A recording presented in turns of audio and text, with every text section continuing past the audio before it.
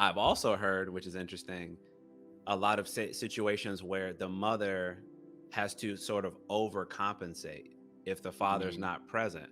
So instead mhm, of kind of leaning into their feminine and being more of that maternal, emotional, empathy, warm type individual, that mhm. they might go overboard on the disciplinarian, the level of maybe at times aggressive, but Yeah, just really trying to enforce rule, structure, and order.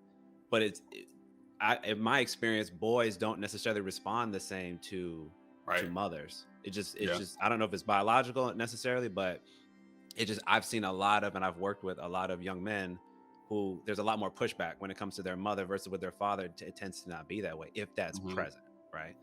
But to your point though, it's interesting because to me anyway, when you have both people present, it allows them to sort of assume more or less their natural role, their natural mhm. duty. So not that fathers always have to be like, and I definitely want to always make this point. We're not just disciplinarians or structured people or providers. We can be more, Yeah, right? But typically we can lean into that. Like I'm a father as well. I have an 11-year-old. We mhm, can lean into those attributes because it is very comfortable, I think, for many of us to do so. Just like it's mhm. more comfortable for a lot of women to be more warm and empathetic to their children or to their partner, whoever. But when you're missing one of those ones, maybe you think you got to overdo it. And I've Yeah, seen those, like you were talking about, I've seen them like at the grocery store, in the neighborhood, things like that. Moms sort of behaving, trying to be like a dad, mhm. but it's not the same.